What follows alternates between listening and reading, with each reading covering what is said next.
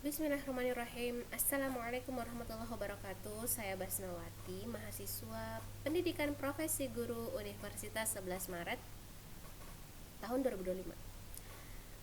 Jadi teman-teman, dalam video kali ini saya akan mempresentasikan dan berbagi tentang strategi internalisasi dan pengembangan nilai dalam proses pembelajaran, teman-teman. Nanti PowerPoint-nya aku cantumin, kalaupun enggak mungkin aku share linknya atau apanya gitu lah, karena satu dan lain hal ya hanya bikin yang bisa saya lakukan. Oke teman-teman semuanya, kita ke materi. Yang pertama, strategi internalisasi dan pengembangan nilai dalam pembelajaran. Nah teman-teman, kita tahu kan ya, di era globalisasi yang sangat berkembang saat ini, arus informasi terkonsumsi secara luas, kemudian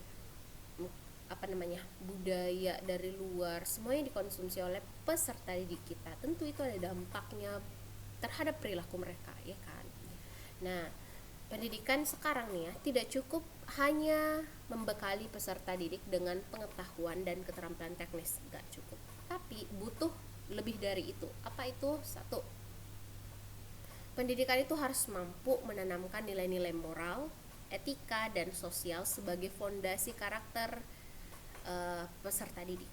Nah, salah satu pendekatan penting dalam hal ini adalah strategi internalisasi pendidikan nilai, dan yang kedua, pengembangan nilai dalam proses pembelajarannya. Jadi dua ini yang akan kita bahas ya teman-teman. Nah teman-teman semuanya, proses internalisasi nilai ini merupakan suatu upaya yang sistematis, bertahap, untuk menjadikan nilai-nilai eksternal baik yang bersifat universal, absolut maupun yang lokal sebagai bagian yang menyatu dalam diri individu atau dalam diri peserta didik kita. Nah, sementara itu pengembangan nilai lebih menekankan pada potensi internal peserta didik yang perlu diasah lagi agar mampu berkembang menjadi pribadi yang matang secara moral dan secara sosial gitu. Ya, pengembangan nilai ibarat kata sesuatu yang udah mereka miliki, tapi kita perlu stimulus agar itu muncul itu. Nah selanjutnya adalah pendekatan strategi dalam internalisasi nilai. Dalam proses internalisasi nilai nih, tentu enggak bisa secara instan, tapi melalui tahapan-tahapan tertentu dan berkelanjutan. Paling penting itu setidaknya nih ya teman-teman, ada 3 pendekatan strategi yang dapat kita lakukan dalam hal internalisasi nilai yang positif kepada peserta didik kita. Yang pertama, transformasi nilai. Dalam hal transformasi nilai nih ya, ibarat kata memberi informasi pengetahuan secara kognitif kepada peserta didik kita ya. Ya, secara verbal kita nasihati, kita beritahu kepada peserta didik kita agar mereka memiliki pengetahuan awal tentang nilai-nilai positif yang kita ingin pahamkan ke mereka gitu. Ini transformasi nilai. Tentu bermacam-macam cara yang bisa pendidik lakukan untuk memberi pembekalan nilai-nilai pengetahuan kepada peserta didiknya ya. Yang kedua, dalam pendekatan strategi dalam internalisasi nilai, strategi berikutnya transaksi nilai, ibarat kata jual beli. Nah, pada tahapan transaksi nilai melibatkan komunikasi dua arah, ada penjual dan pembeli, dua arah antara guru dan murid tentunya ya. Jadi membangun diskusi, interaksi kepada peserta didik. Nah, di sini kita sebagai guru bisa mengaitkan nilai-nilai baru dengan nilai yang telah ada dalam diri murid. Kemudian untuk menguatkan dalam hal transaksi nilai nih, kita transaksi nilai, modeling itu, kita modeling perilaku kita, tata bahasa kita itu sebagai modeling bagi murid kita. Nah ini strategi transaksi, cara kita berperilaku, cara kita bertindak. Nah guru lah atau orang sekitarnya lah yang sangat berperan dalam strategi transaksi nilai. Nah kalau di sekolah ya udah kita sebagai guru modelnya gitu, tapi kalau di rumah, di lingkungan masyarakat ya banyak model-model lainnya yang bisa mentransaksi nilai gitu. teman-teman. Strategi ketiga dalam hal internalisasi nilai, transinternalisasi yang ketiga. Nah, transinternalisasi ini tahapan yang paling kompleks ya dan menyeluruh, karena di sini pembelajaran tidak hanya terjadi secara verbal, tetapi juga menyentuh aspek afektif dan psikomotorik. Jadi udah melibatkan berbagai aspek, teman-teman. Nah, nilai diwujudkan melalui pembiasaan, pengkondisian lingkungan belajar, serta keteladanan yang konsisten. 3 hal ini yang bisa kita lakukan untuk strategi transinternalisasi nilai kepada peserta didik. Tujuannya apa? Agar nilai ini benar-benar menyatu dan menjadi bagian dari kepribadian peserta didik kita, teman-teman. Itu untuk 3 strategi pendekatan dalam internalisasi nilai. Kita geser. Selanjutnya adalah strategi internalisasi nilai dalam pembelajaran. Di sini ada 4 strategi. Oke, kalau tadi ya secara umum ya, ini sekarang dalam proses pembelajaran kita. Yang pertama, strategi dengan pendekatan kognitif.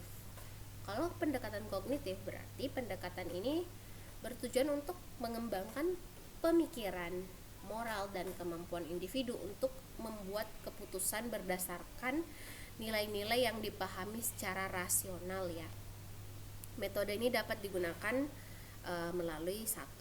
Storytelling, diskusi, atau telaah kasus bersama peserta didik. Itu untuk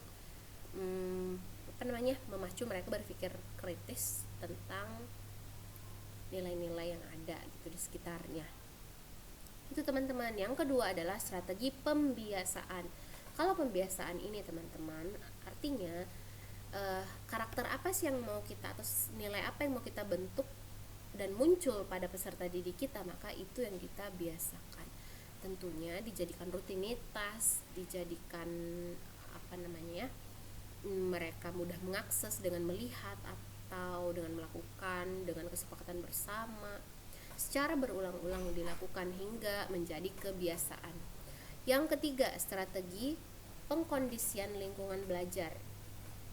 Strategi pengkondisian lingkungan belajar ini bertujuan untuk menciptakan lingkungan yang kondusif untuk berkembangnya nilai-nilai positif yang diharapkan. Misalnya dengan memberikan stimulus tertentu secara berulang sehingga peserta didik kita terbiasa merespon dengan cara yang kita harapkan gitu. Misalnya nih, pembiasaan ketika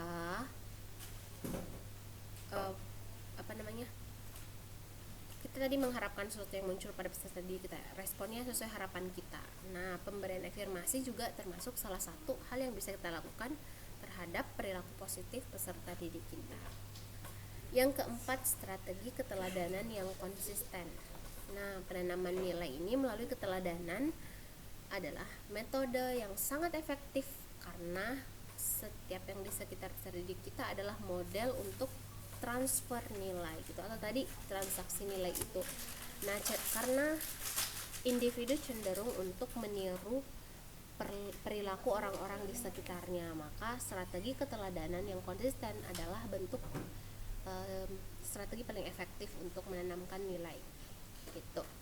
Selanjutnya adalah yang ketiga, strategi pengembangan nilai. Tadi kan ada 2 hal ya, internalisasi nilai dan pengembangan nilai. Kita ke yang berikutnya adalah strategi pengembangan nilai.